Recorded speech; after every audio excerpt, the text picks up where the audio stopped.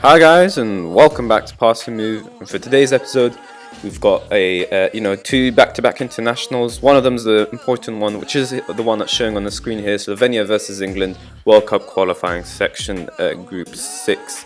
The second one is a friendly, so the assistant manager did arrange a friendly against Ukraine that we'll be showing you today too. But of course, the main one that matters is the away game against Slovenia. Now, just to give you an update, just to remind you as well where we are in the group. We are second to Slovakia, and if we beat Slovenia, we'll push, not only will we drop them further down, but we'll kind of build a gap between ourselves as well.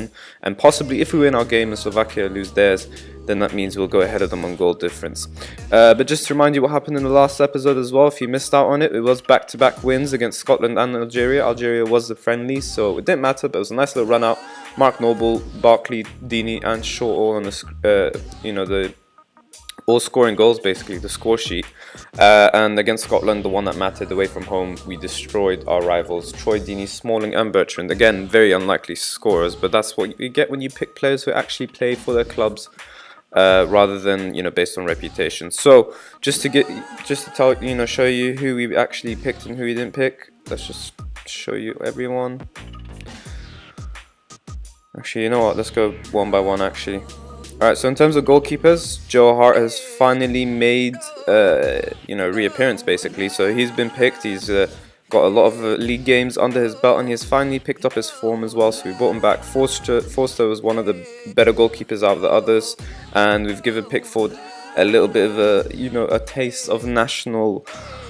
that he might actually win a international cap, basically, just to take him up to the senior team. He should have a decent future ahead of him. He's 23 years old, playing consistently for Sunderland, and he kind of deserved it ahead of others such as, Foster, O'Heaton as well. I would have loved to have played Jack Butland. He should be the future with 4 caps under his belt as well, but unfortunately he only played 2 Premier League games because of his injuries this season, and what makes it worse is that he hasn't even had incredible time either. But I'm hoping next season when it comes around, he should be playing plenty of games, and that way we can actually select him for the World Cup as well. So in terms of the defense, I'll show you them all in one go. Dyer's not a defender for us, he'll be playing in defensive mid. We do have Klein, which is a straightforward choice. His backup, where is he gone? Kyle Walker is kind of lucky to play, considering there are other players who have played this season quite well.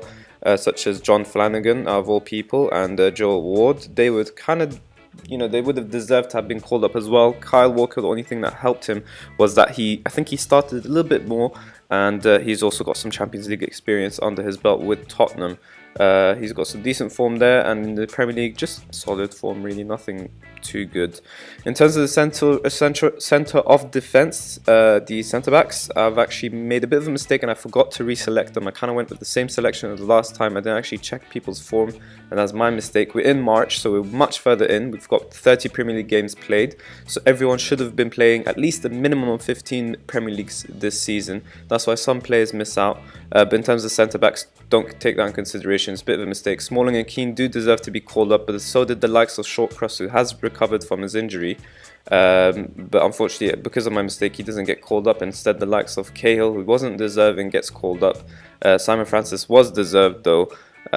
So, not too much to worry on that front. In terms of the left backs, though, it's kind of straightforward with the Shaw and Rose. Baines has been injured, so that didn't, really make a tough decision. Bertrand's kind of fallen off.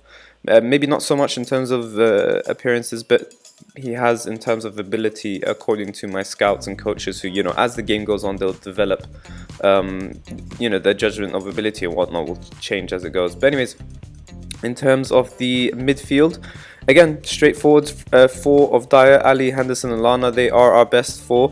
Wilshere, Drinkwater, Noble, and a surprise call-up for Catamol, actually.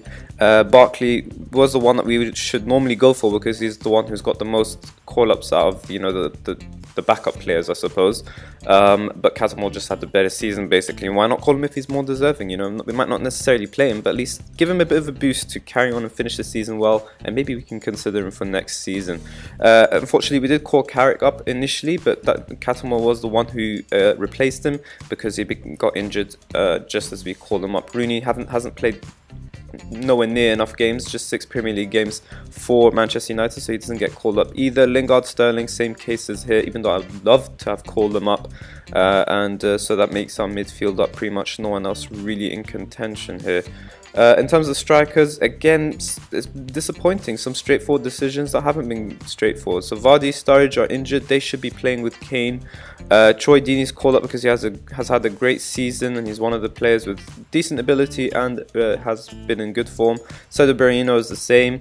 Welbeck hasn't played enough, neither has Rodriguez or Walcott, and we've already talked about Rooney. So out of the backup players, unfortunately Rashford's only made substitute appearances, so we can't really consider him despite his potential.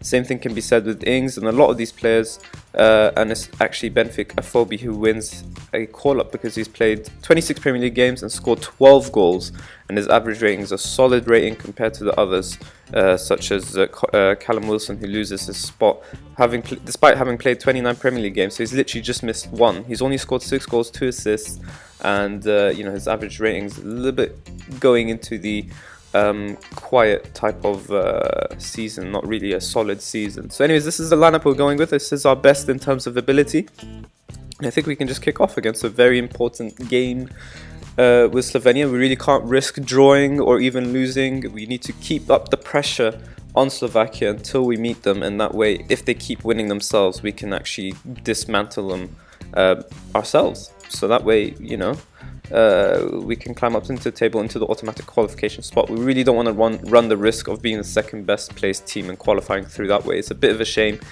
If we did, it wouldn't be, the end of the world, but it's just that we need to play it safe. We can't risk it. That second best placed business basically is just, it's too insecure, too flimsy. We need the automatic one, and we should be getting it in this group in truth.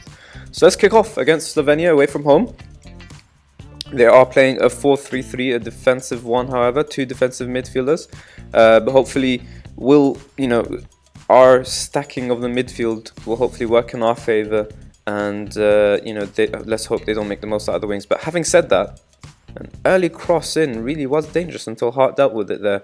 But yeah, same tactics as before. If you guys want to have a look at it, you can check out the second episode of this series. I'm playing with a 4-4-2 diamond, and I explained why back there. Normally I would love to have start with the control mentality, and that's an early set piece here for Slovenia. And they score, and that's damaging. So what I was going to say was that we normally start with the counter, and then we push on into control if need be. And it looks like we will actually need this now. We cannot afford, like I mentioned, to lose to Slovenia, and that's an early goal for them. Maybe my team can respond to it, but if they don't, we will have to push into control. And it looks like we'll have to do that now. Slovenia dealing with us quite well. They have the majority of the possession. They seem to be playing to their strengths, and that's exactly what we need to do because we're having such a horrible game. But despite that, we're still, got more shots and whatnot. So Keane does well to win it there, and Lallana plays Deeney, who finds Kane. Can he score? He was through there. That was the first clear-cut chance to go the game, and we're really starting to dominate now that we've gone into control. But we need to see that reflected on the scoreline. Dele Alli, what can he do here?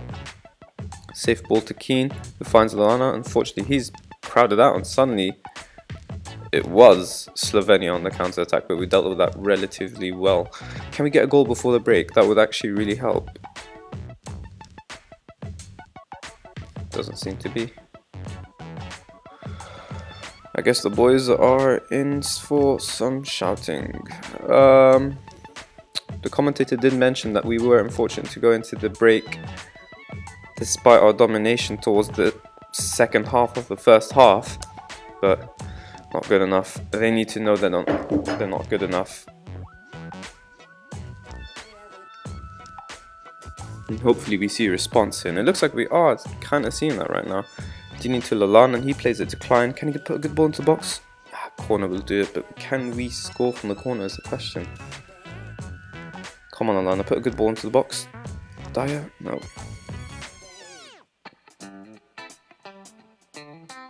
It looks like it's the type of game where the substitutes might save it rather than the first team. But Keane does well to find Henderson.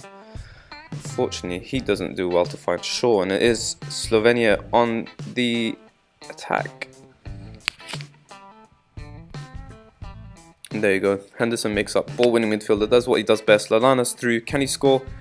It's Dini. Yes, it's Dini. Who else but Dini? And this is why you guys shouldn't be afraid of calling up a player who plays for a so-called smaller club, despite him getting more game time and despite him scoring more Premier League goals than the other English players. You know, don't be afraid of that, and that's exactly why I've picked him. 1-1 now, and maybe the subs can still save the game. Harry Kane's had a horrible game, so bring on Berahino and switch Dini around to the complete forward on support role. Does that quite well. He's found Kane a couple of times, but Kane hasn't managed to do anything about it. The other players who haven't really played necessarily well, Lallana, we need an attacking midfield change, that'd be great. I'd love to take off Dyer and Keane, who've also both have had kind of quiet games, but and even though they're tired, we'd need to make attacking changes. We can't afford to. I think we'll keep things as is now. I mean, we could take off Ali, even though he's had a good game. He's tired though, he needs a bit of rest, but it's too important now. Let's just make these two substitutions.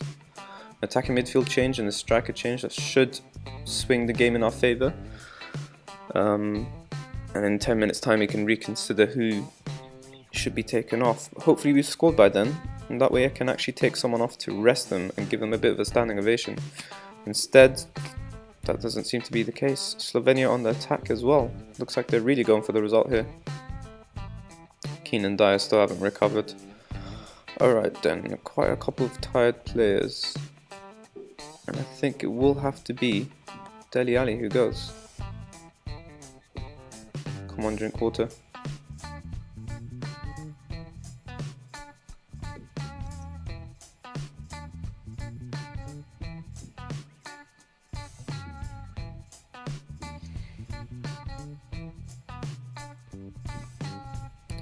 The draw's not the end of the world.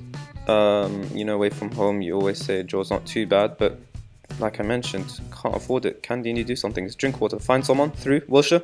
Yes, Berahino. Oh, come on. That's the best chance of the game. We've had 3 clear-cut chances. We've only scored once. And that's the complete opposite to what happened in the Scotland and Algeria game, where we really didn't have any chances, yet we still managed to score.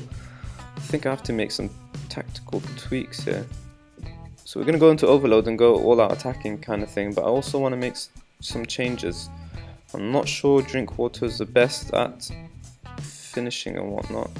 Is he a good centre mid? He's a decent centre midfielder on attack. I don't think I should be that dismissive. But he probably is better as an advanced playmaker. How about you, Wilshere? How are you as a trequartista?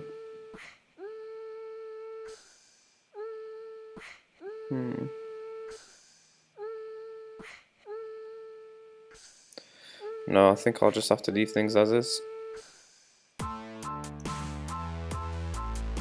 Come on, boys.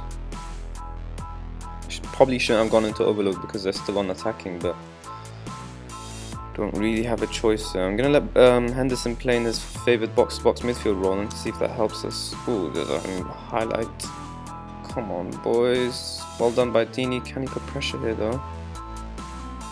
Please don't let them score. There you go, Smalling, well done. Wilshere, good. Henderson, Wilshere, Drinkwater. Dini, through. Oh, why would you do that, Dini? Come on, you're the support man. Oh wait, he's on attack now. But either way, come on. It still goes on though, so I don't know how this is going to end, but it's Drinkwater now. And again, Henderson, Wilshere through to Dini. Henderson, Berahino. Yes! And that's exactly why you go into overload. Alright. They haven't really done anything this game. Slovenia barely had any shots or clear-cut chances, so I think I'll just go back down to control. Don't think there's any real necessity to going into contain. Then having said that, there's immediate highlight and I might regret doing that already, but Henderson does win it and it is Dini who's through. And it looks like Slovenia going on attack has actually helped us a bit. Berahino. Oh, come on, that could have secured it.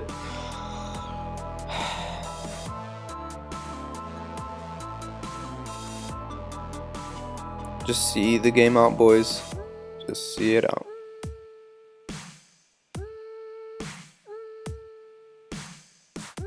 Come on. Alright, there you go. Quite a decent result in the end.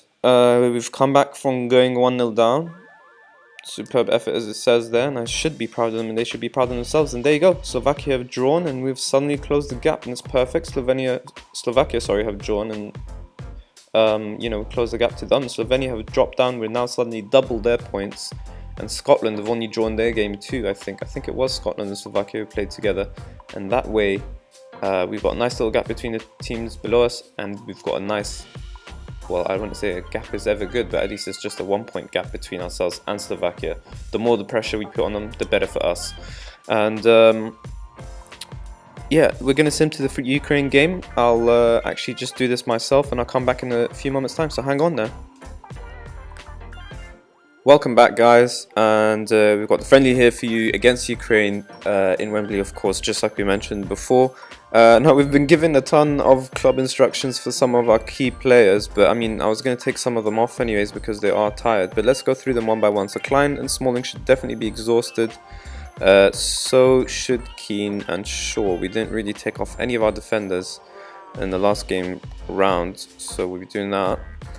Dyer as well for Mark Noble. Henderson's match fit, but he's got 45 minutes on him, so let's just keep an eye on that as well when we play the game. We'll be making a ton of substitutions basically. Dele Alli is exhausted. Lallana should be fine, so should Kane. Dini match fit still, so it's alright. And he's been club instructions as well. So we've got 3 players we need to sub off at half time. Hopefully I remember that. But more hopefully, I suppose, if that's even a phrase, we beat Ukraine here at home. It's important to keep the winning form going for as long as possible.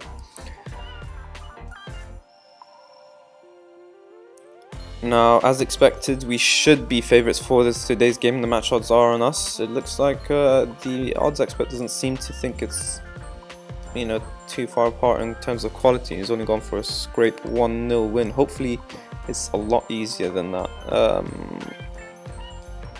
Alright, let's do that.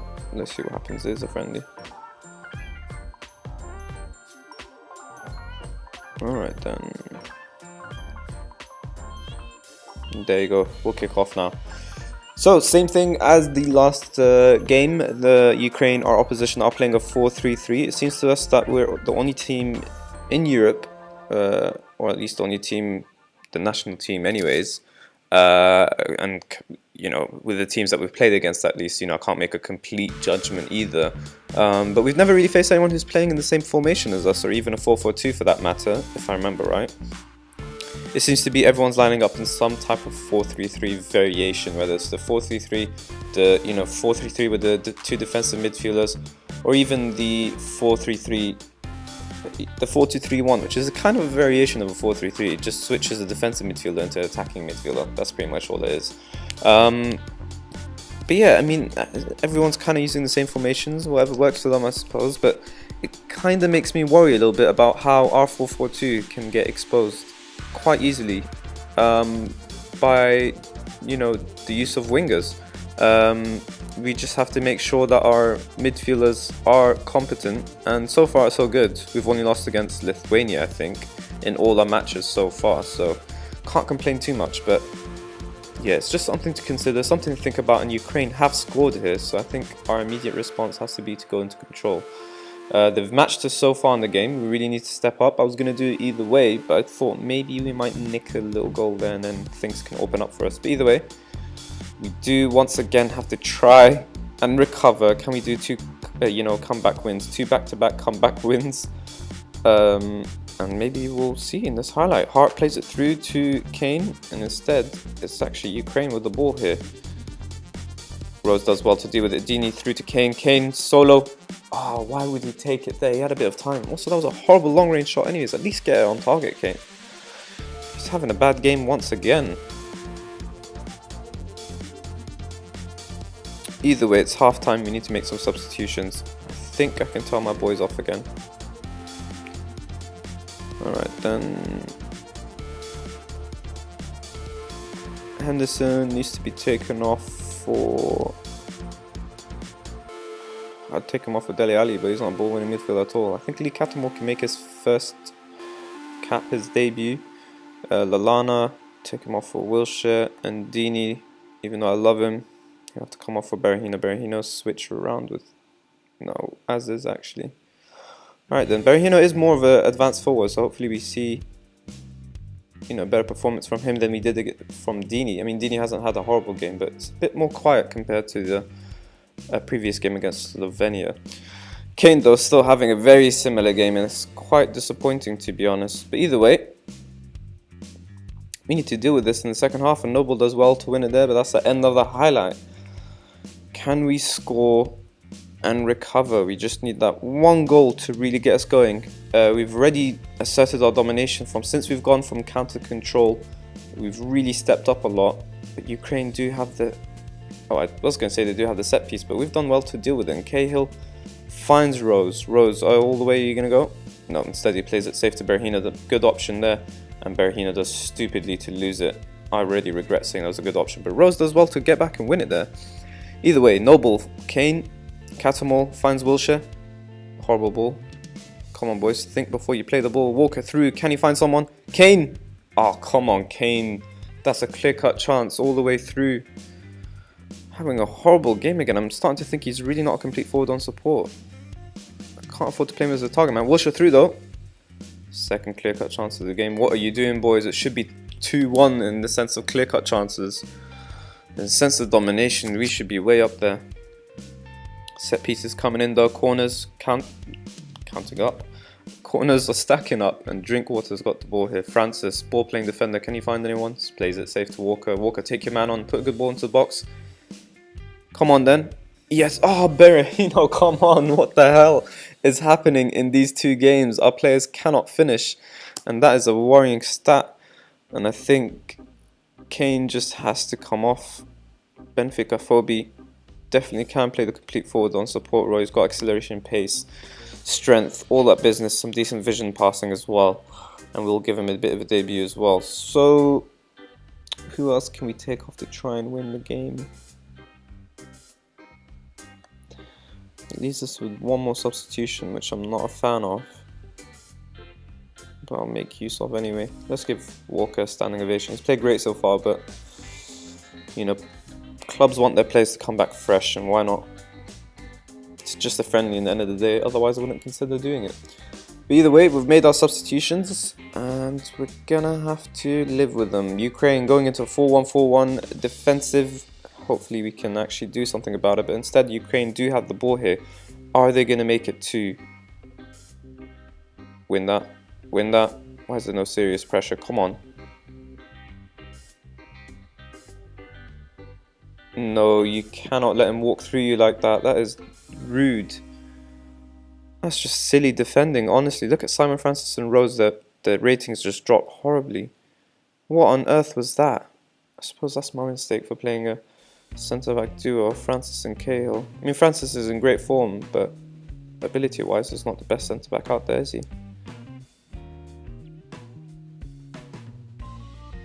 Either way, I still have some faith in us, so I will go into overload, even though we're going to be horribly exposed for it. But I would rather have tried at a 2-0 loss than not have tried.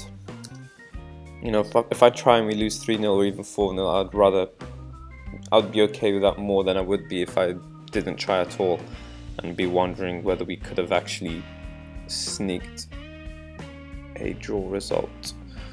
The clock's ticking though, and our players are just getting worse and worse. Instead, it's Ukraine with a set piece.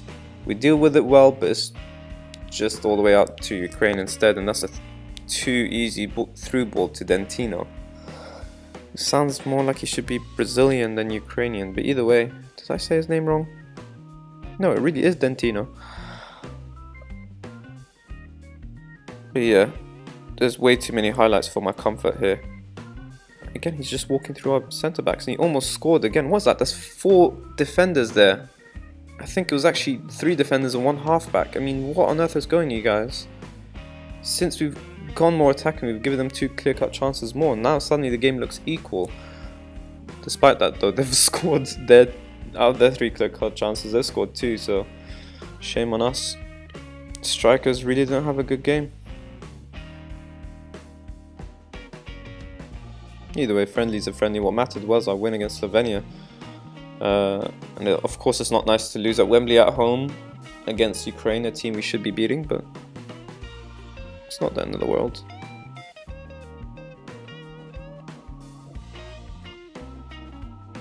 Why is the referee not blowing his whistle yet? I know there's 10 seconds left, but just kill the game, for God's sake, before Dentino scores a freaking bicycle kick hat-trick or something.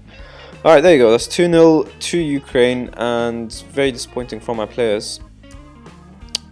But yeah, I mean, can't complain too much, I suppose. We need to try and keep things in perspective. What matters is our next game, so stay tuned basically for the next episode, because that's when we're going to play Slovakia. It's going to be in June. You know, we're going to finally know how the Premier League season went. We'll know, I'll show you when, you know, how the Premier League season ended. I'd rather do that then rather than now and show you, you know, who's winning and then it turns out someone else. So I'll just show you in the next episode how the Premier League went. But more importantly, I'll know how my players have played throughout the season, and that helps me pick my players better. I love picking players for summer fixtures. It just makes so much sense. When you're picking them in the beginning, it's a little bit tough. But either way, I think that should be all for today's episode. So we will be back for the Slovakia game. If we mathematically secure our qualification to the World Cup soon, in the next episode or the episode after, I think it would be the next episode after in September when we play Lithuania and Malta. If we beat both, I think that should mathematically secure it for us.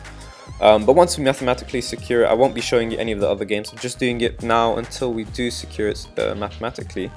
And then apparently there's no fixtures in 2018, but maybe I'll just show you the World Cup group games. I think there will be a couple of international friendlies in between, some warm-up games, but I don't think, you know, you guys would be really interested in that. I should be showing you the World Cup, and I think right after the World Cup there should be European qualifications, the Euro qualifying groups and whatnot, the games for it basically, to qualify for the actual competition, not the competition itself. That'd be too early.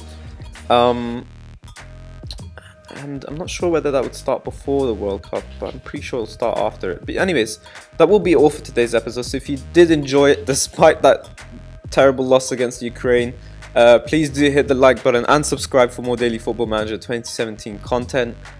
And as always, thank you guys for watching.